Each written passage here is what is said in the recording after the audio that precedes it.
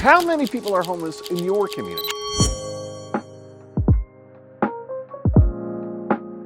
There are three different types of data to help answer that very question.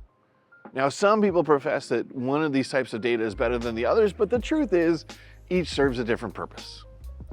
The first is homeless counts, sometimes called point-in-time counts or point-in-time enumeration. And as the name suggests, this is how many people are experiencing homelessness over a fixed period of time, usually a 24-hour period or some fraction thereof.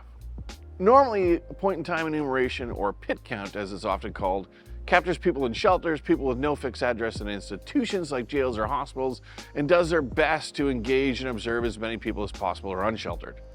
But a PIT count is terrible at capturing hidden homelessness.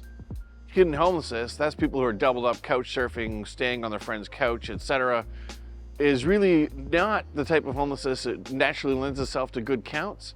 And so a lot of PIT counts are going to miss people who are hidden homeless. There are different methodologies used for conducting a PIT. We could debate the merits of different methodologies, but so long as a community is consistent with their methodology every single time they apply the point-in-time enumeration, then it's pretty possible to compare results from one to another.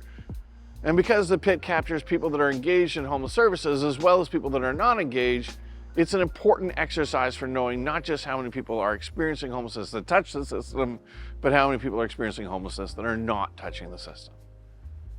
The second type of data is transaction data, and we usually get that from a database known as a Homeless Management Information System, or HMIS, or HIMIS.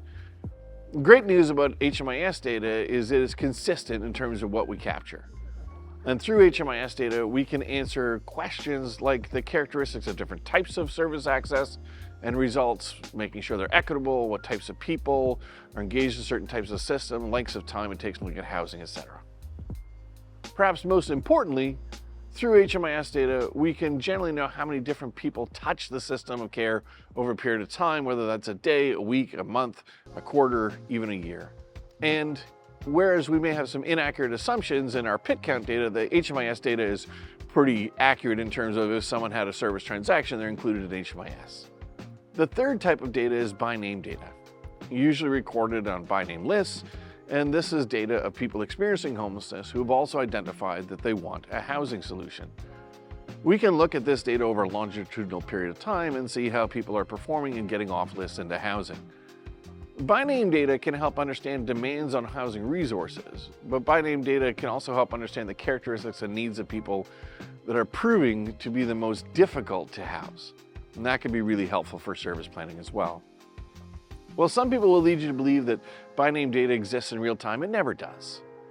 There's no place that I know of that is able to keep that data up in real time.